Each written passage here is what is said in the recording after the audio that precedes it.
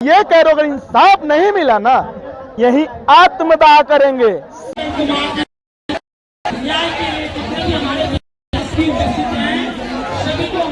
आज भगत सिंह ही हूँ, हमारे जैसे और भगत सिंह पैदा लेंगे। आज मैं एक मरा हूं ना, 10 और खड़े होंगे, 10 मरेगा 1000 और खड़े होंगे। दोस्तों, मैं जंतर मंतर की उस धरती में मौजूद हूँ जहाँ आए दिन बड़े से बड़े प्रदर्शन होते हैं, लेकिन सरकार के कान नहीं खुलते नजर आते। एक और प्रदर्शन कवर करने में पहुंची हूँ जो हो रहा है विशाल विरोध प्रदर्शन। जिस तरीके से जानकारी सामने आती है कि उत्तम नगर का एक लड़का है जो डिलीवरी बॉय का काम करता था, उसका नाम पांडव बताया गया। वो अपने फ्रेंड की बर्थडे पार्टी से वापस आ रहा था। पुलिस वाले ने उससे नाम पूछा, लेकिन उसके बाद उसकी जाति पूछी और जाति पूछने के बाद उसको इश्क़ाऊ कर दिया। अब आप ये सोचिए कि क्या धर्म और जाति के नाम पर हमारे देश में हर कोई खेलता नजर आएगा। पुलिस वाला जो ये पुलिस इसलिए बनती है क्योंकि लोगों की रक्षा कर सके, या फिर भक्षक बन चुकी है पुलिस, वो यहाँ पर नजर आ रहा है।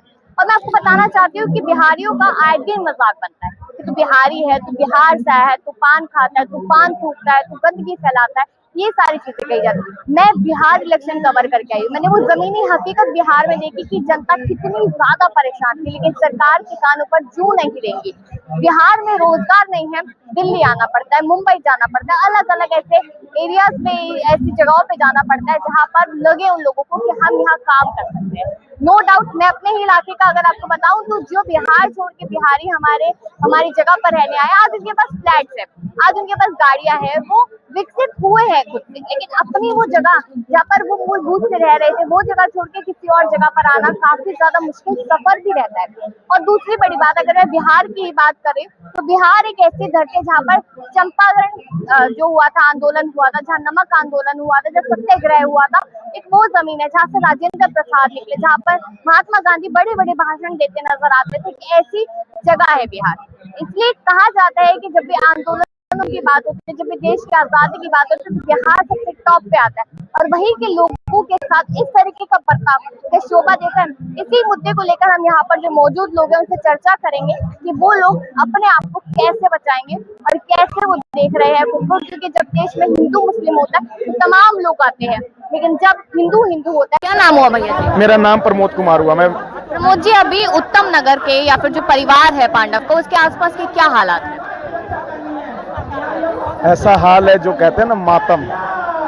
आदमी मन में को डर भी है, और उस माँ के ऊपर वो बीत रहा है। माँ सो नहीं पा रही है, खाना नहीं खा पा रही है। जब हमें पता लगा तो मोतिहारी से भागल आए हैं। हमारा पास टिकट भी है, देखिए जनरल के टिकट लिए 325 रुपए का, अब 1200 रुपए का सीट खरीदे हैं। 325 और 1200 स्लीपर में 1500 साढ़े 1500 रुपए में आए हैं। कागज बना के नहीं दिया टिकट का, यार जाके सो ना, तुम्हारा है वो 71 नंबर सीट है। और उसके बाद बचे तो जानते क्या हुआ है, छाका के नाम पे 2-4 गो लेडीज चढ़ जाती है, पैसा सुलती है, नहीं दो ना। आप लेडीज आपको नहीं बोलेंगे, ये भाई को बताते हैं पैसा दो, ऐसे बोलता है सब।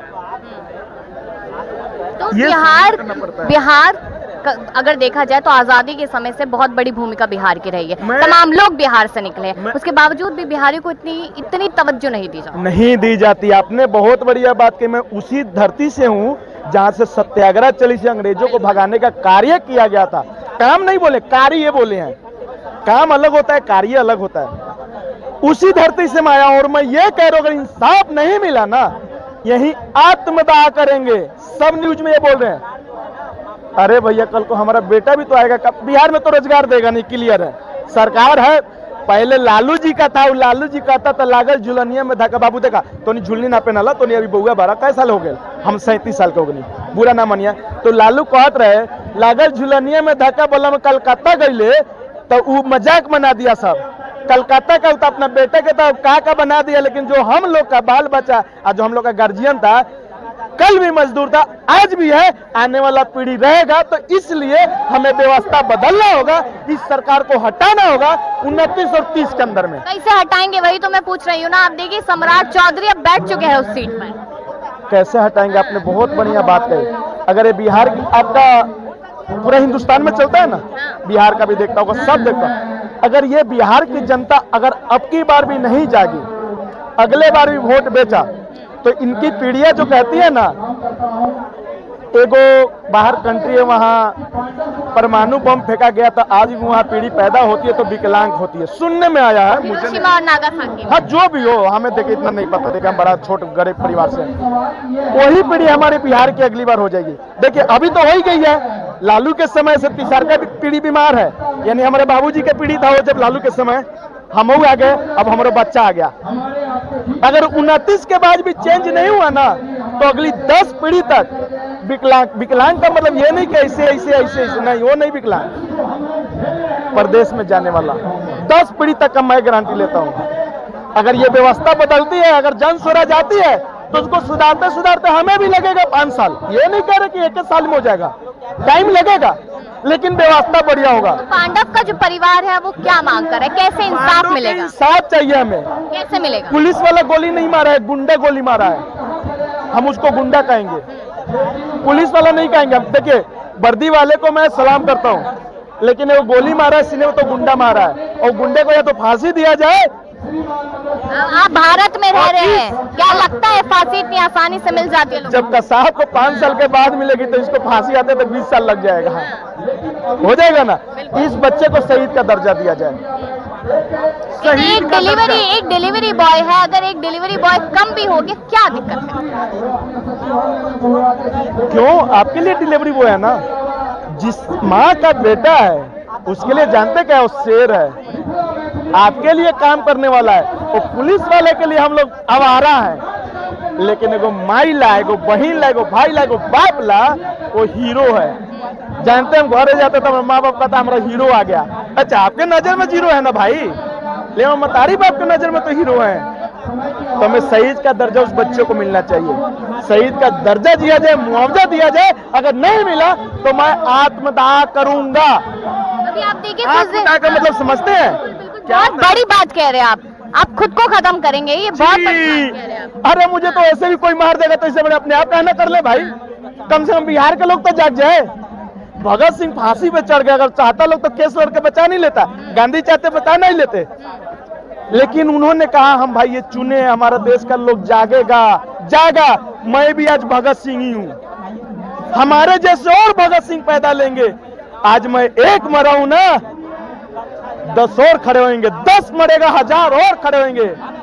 ये भारत पूरा आंदोलन चलेगा। भारत वीरों की भूमि रही है। अरे ये अंग्रेजों की गोलियां खत्म हो गई थी मारते मारते, ये तो फिर भी सरकार बदल चुकी है। वो साल दूसरा था, ये साल दूसरा है। झुका के रहेंगे, नहीं छोड़ेंगे। चलिए बहुत शुक्रिया।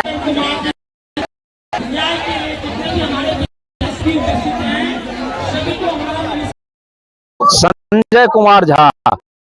आपके इस पोस्टर पे मैं सबसे पहले बात करूंगी, आपने लिखा है कि बिहारियों का खून सस्ता नहीं। ऐसा क्यों लग रहा है आपको कि खून सस्ता है या सस्ता नहीं है?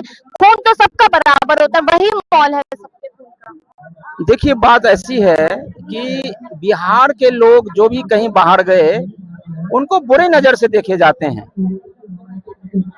बिहार में सब तरह के लोग हैं, पढ़े लिखे लोग भी हैं, आईएएस भी हैं, आईपीएस भी हैं, इंजीनियर भी हैं, डॉक्टर्स भी हैं, रेलवे में भी हैं, बैंक में भी हैं, हर जगह हैं।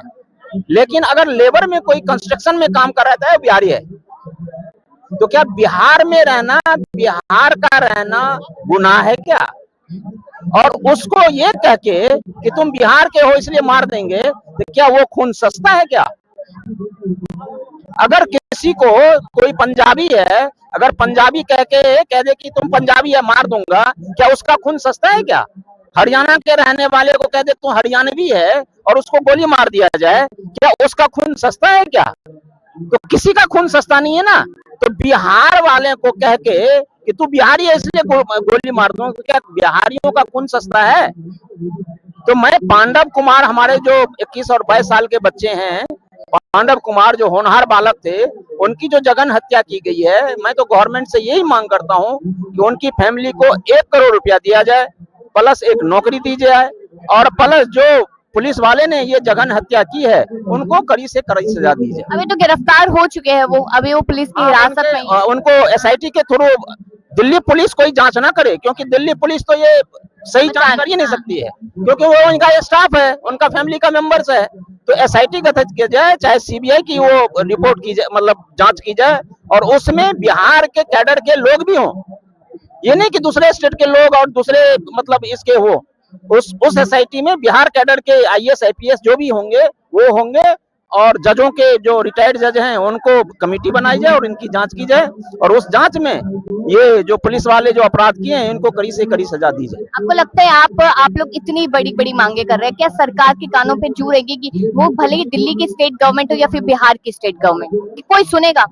क्यों नहीं सुनेगा? सुनेगा। नहीं सुनेगा तो सत्ता परिवर्तन होगा।